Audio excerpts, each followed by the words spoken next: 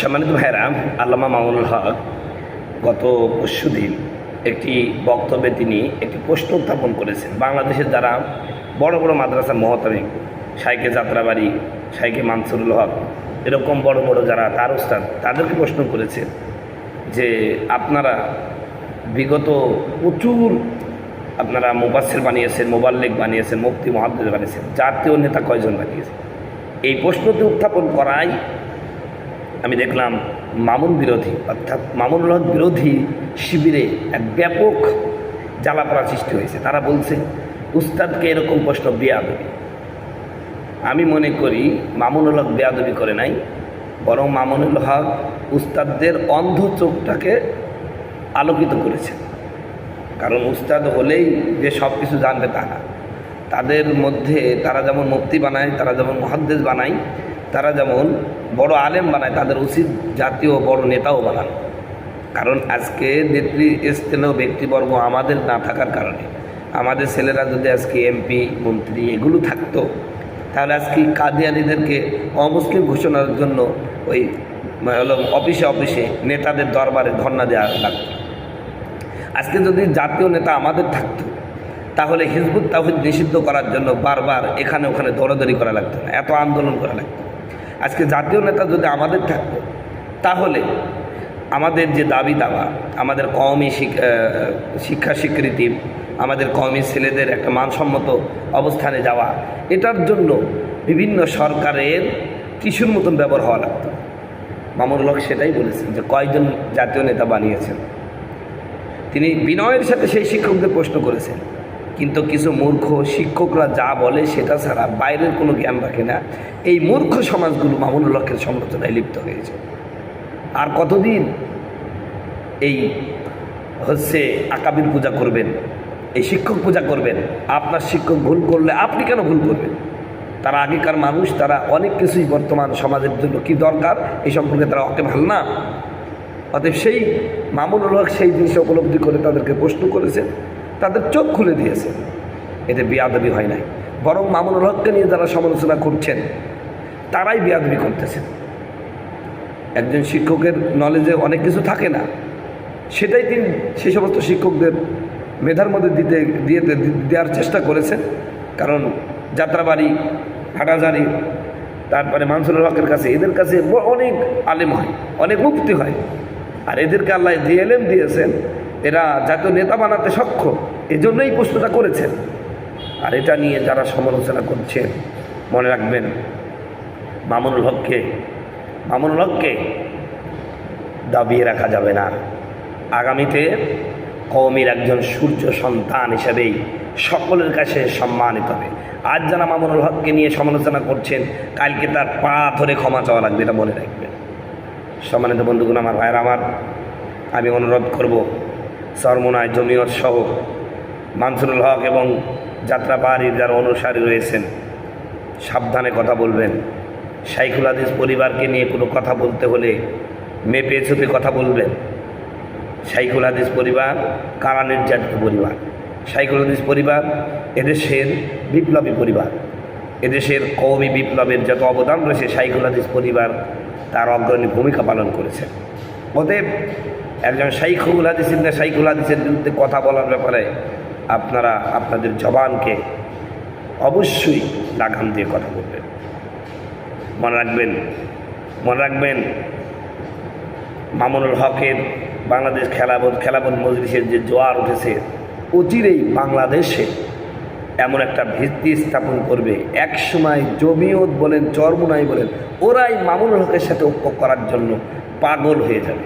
আপনারা খালি সময় দেন, কারণ অল্প সময়ে মামুনুল হক যেভাবে পরিচিত হয়েছে, কারণ রাজনীতি করতে হলে পরিচিতি হলো এক নম্বর। আপনার 10টা লোক না থাকুক, কিন্তু আপনি যদি পরিচিতি অর্জন করতে পারেন, 1 ঘন্টায় 100 লোক হয়ে যেতে পারে। মামুনুল হক সেটা পেরেছেন, যা আপনারা পারেন না। আপনারা যত মামুনুল হককে বেয়াদব বলবেন, যত উচ্ছৃঙ্খল বলবেন, যত বেয়াদব আলা বলবেন, যত সমালোচনা করবেন, মামুনুল হকের জনপ্রিয়তা তত বাড়বে। বরং তোমাদের সমালোচনাটাই মামুনুল হকের জন্য রহমত হয়ে ধরা দিচ্ছে। ওই যে আপনারা জানেন না, মক্কার যখন বিভিন্ন প্রান্ত থেকে পবিত্র কাবা শরীফে পৃথিবীর সমস্ত দেশের মানুষগুলো হজব্রত পালন করতে আসলো। আবু জাহেল চিন্তা করলো এই মুহূর্তে বিভিন্ন দেশ থেকে আসবে মুহাম্মদ সাল্লাল্লাহু আলাইহি সাল্লামের কণ্ঠে যে কোরআনের তেলাওয়াতের আকর্ষণ, এটা যদি পৃথিবীর বিভিন্ন দেশ থেকে আগত মুসল্লিরা শুনে, হাজিরা শুনে, মুহাম্মদ সাল্লাল্লাহু আলাইহি সাল্লামের কোরআনের জাদুতে পড়ে যাবে। অতএব তারা মুসলমান হয়ে গেলে এই মুহাম্মদের ইসলাম শুধু কাবা কেন্দ্রিক থাকবে না, এটা গোটা বিশ্বময় ছড়িয়ে পড়বে। এটা যেন গোটা বিশ্বময় ছড়িয়ে না পড়তে পারে, প্রতিটা মানুষের কর্ণকহরে যেন কোরআনের আয়াতের আলোচনা, কোরআনের দাওয়াত না পৌঁছতে পারে। এই জন্য আবু জাহেল চিন্তা করলো, আমি তাঁবুতে গিয়ে মানুষের কাছে বলে আসি ওইখানে একটা পাগল আছে, খবরদার পাগলের কাছে যায়ও না। তাহলে মানুষ যখন দেখবে যে পাগল, তাহলে গুরুত্ব দিবে না কথাটা। তো উনি প্রতিটা তাঁবুতে খুব কষ্ট করে দাওয়াতের ব্যবস্থা করলেন, মানুষকে জানিয়ে দিলেন ওইখানে একটা পাগল আছে, পাগলের কাছে তোমরা যাইও না, আর তার কথা শোনো না। তার কথা শুনলে মানুষ তার বাপদাদা ধর্ম ছেড়ে দেয়, ভাই ভাইয়ের মধ্যে বিভেদ সৃষ্টি হয়ে যায়, সন্তান এবং ছেলের মধ্যে, সন্তান এবং বাবার মধ্যে বিভেদ সৃষ্টি হয়ে যায়, মা মেয়ের মধ্যে বিভেদ সৃষ্টি হয়ে যায়, যেও না। তো মানুষের একটা ধর্ম হলো আল ইনসানু হারিসুন ফি মামনিয়া, মানুষকে যেই বিষয়ে নিষেধ করা হয় ওই বিষয়ে মানুষ জানতে আরও বেশি ভালো মনে করে, বেশি উদ্গ্রীব হয়ে থাকে। সম্মানিত বন্ধুগণ, আমার ভাইয়েরা, কথাগুলো ভালো করে বোঝার চেষ্টা করবেন।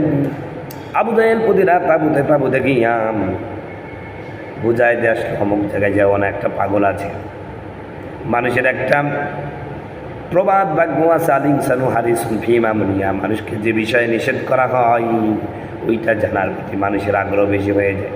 সম্মানিত বন্ধুগণ, আমার ভাইয়েরা আমার, এবার মানুষেরা চিন্তা করলো, আরে জীবনে তো অনেক পাগল দেখেছি, পাগলের ব্যাপারে এমন কেন বা সার্থ হয় না, নিশ্চয় এই পাগলটা অসাধারণ পাগল, যাই না দেখে আসি তার মুখ নিষিদ্ধ বাণীগুলো কেমন, তার চেহারাটা কেমন, দেখতে কেমন।